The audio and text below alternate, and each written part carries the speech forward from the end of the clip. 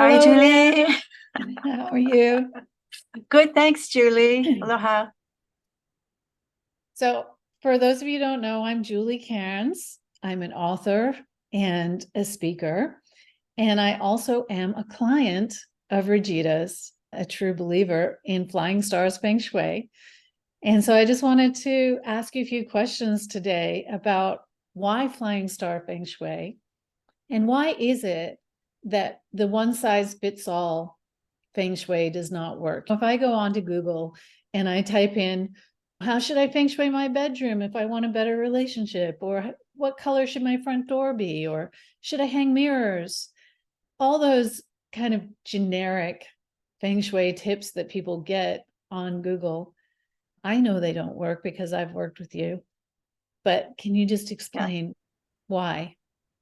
Yeah, well, the one size fits all is like there's a 7 layer honey cake, and the one size fits all feng shui is like the bottom layer of the honey cake. So it's not that it's completely invalid, it's just that it's radically incomplete. There's 6 more layers of honey cake to go to make it a real cake that you can eat. So I was just Googling out of curiosity yesterday, and it was like, oh, yeah, a water feature by your front door is really good feng shui. And I know a lawyer who had a feng shui person tell him, yeah, that's what you want to do. They set it up. It was beautiful.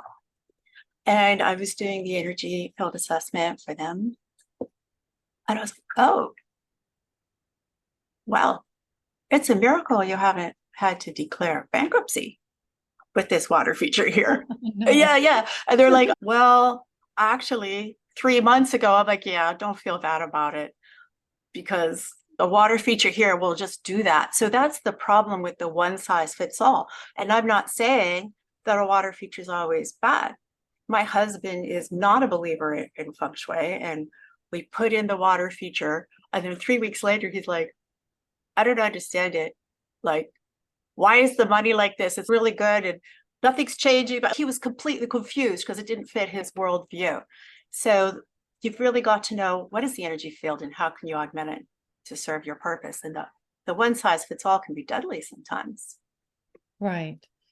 So it's not that water features are bad, it's that a water feature in the right place it is wonderful, and a water feature in the wrong place can be disastrous. Absolutely. Yeah. So, I mean, is that why it's so important to have someone like you who has years of experience and the system of Feng Shui? Tell us Yeah. about the system of Feng Shui that you use and why you use that. Yeah. Well, yeah, actually, I didn't start out with Flying Stars feng shui. It's true. I just had a knack for it. And then, in fact, we had moved in here and I put in my computer in a place that looked great in front of the window, lovely spot. First day, it got smashed in the weirdest way. I was like, whoa, something's up with this. And one thing led to another. And now I know with Flying Star Feng Shui, because now I know what the energy field blueprint is.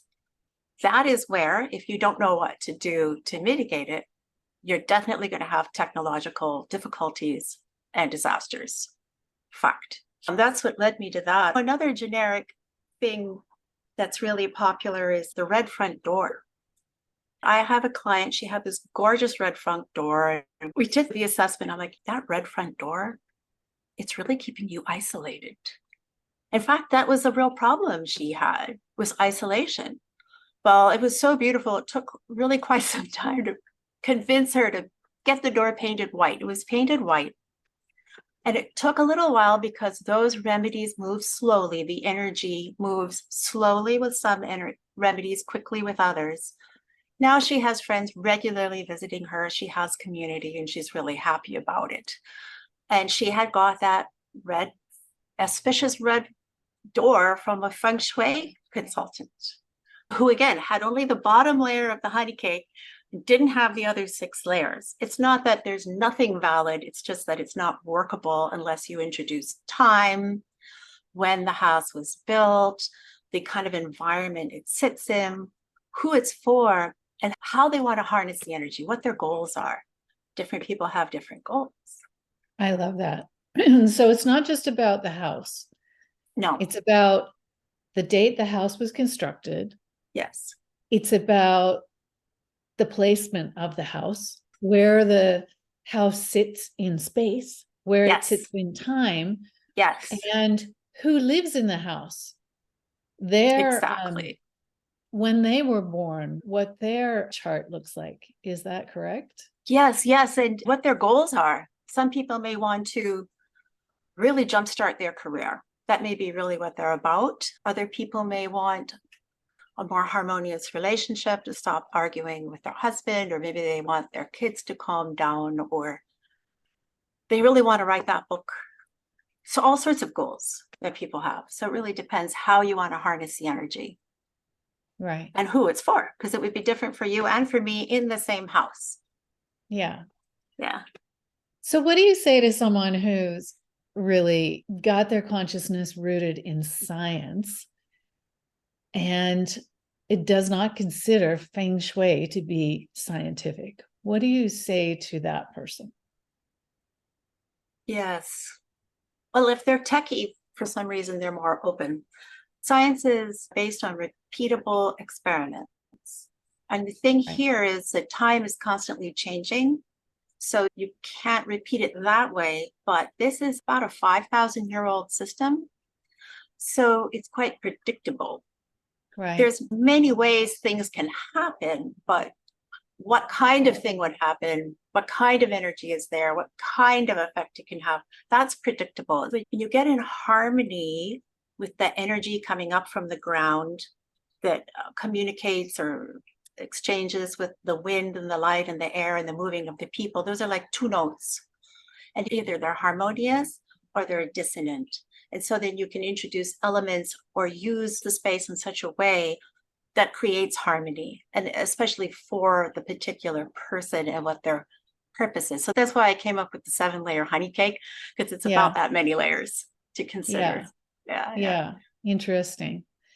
So, I mean, we can scientifically validate that there are energies in the earth, magnetic, electromagnetic energies. Absolutely. We know Yeah. that ley lines are a thing, Mm-hmm. that, yeah, there are energy nodes on the Yeah. earth. So, yeah, it's not such a stretch to realize that your position in space, or the position of your house in space, actually is going to interact with that energetic environment on the earth.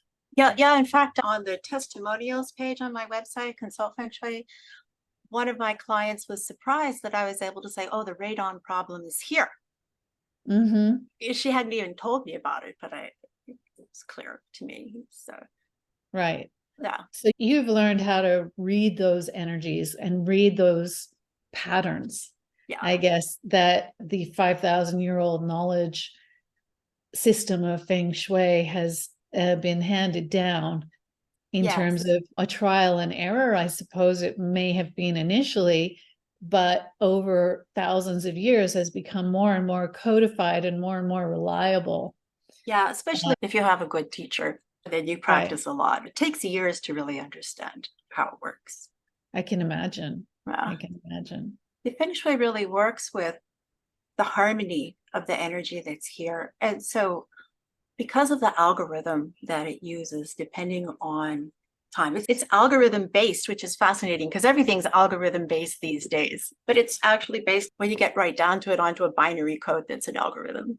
It has that combination of the energy coming up from the earth and the energy coming in with the light and the movement of the people.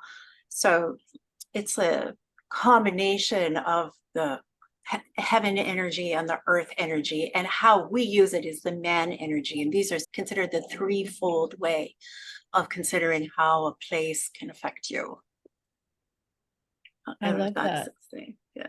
That's cool. It makes it much more understandable. I've experienced when I go into a house that has good Feng Shui, I can feel it. Oh, yeah. I was a realtor for quite some time, and we'd go into about a dozen different houses every week. And I learned after some months, a house that has a sacred space, it doesn't mean religious, but just a sacred space, has a markedly better energy than one without it. In fact, I remember going into one that was up on the hill here. I'm like, wow, it's got really good energy. I wonder where the sacred space is. And I went around to each room. I'm like, wow, I can't find it. And I was like, oh, look, it's in the closet. But it was there. I knew it was there. Right. So it makes a massive difference. It's fascinating. You can just walk in and feel it. And that's the sort of response people have when they walk into clients' homes. They're like, oh, there's such a feeling of peacefulness. That's the general comment. So give me some examples of before and after transformations that you have had clients experience. Oh, yeah. Well, COVID was a pretty dramatic time. And I have a business I do over in Kihei side. It's in Maui, Island Art Party. And everybody around them really suffered. Number of businesses closed. They didn't have any downturn whatsoever because we had feng shuied it, you know. But I mean, feng shuied it means I had augmented it for wealth and for harmonious relationships within the business and with clients. They did have to pivot quite a bit, but they had no downturn. So that was kind of remarkable for the COVID time, where very few people had that kind of experience. Another one is a lovely businesswoman came to me, entrepreneur, England, and she was having some challenges. And we did some very simple changes in her home office. We worked with elements. In her case, we removed all the fire and wood element and added in a lot of metal. Now, this doesn't work across the board. This just works in this one place. Which is your previous point. It depends on the location. It depends on the house. It depends on the person. Yes. Yes. And she made her crazy high goal, and she made more on her launch, and she made more than twice her very high goal. It was very simple, but that's one. And then another one in Sydney, my client contacted me. We did the whole house. She was really having issues. And I asked, is it normally in the kitchen? Because the energy field in the kitchen. She's like, yeah. I'm like, well, it's going to be so simple. You don't have to tell him. And she wouldn't tell him because he would have just poo-pooed the whole thing. She would light a candle and they wouldn't fight. And if she forgot, because when things are harmonious, you forget, they start fighting. She would just go light the candle. And she said it worked like magic. Within 2 minutes, the fight was over. So those three very different situations, but kinds of effects you can have. Yeah. Fantastic. Yeah, I love it. It's so rewarding. It's just fabulous. I'm so happy when people get their good results. It's what it's all about. One of the things that you and I have talked about, because I love real estate and real estate investing, is using Feng Shui to help you choose the right property to buy, either to live in or to invest. Yeah, it's pretty minuscule fee for the most important decision most people are ever going to make.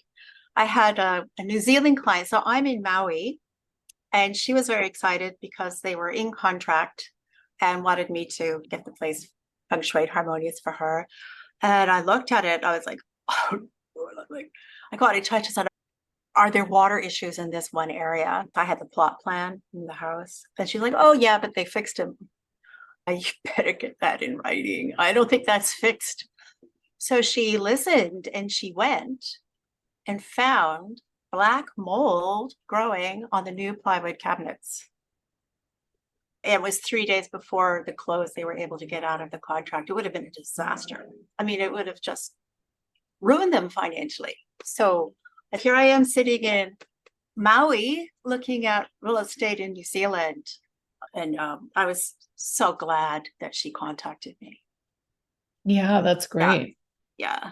No, it makes a massive difference.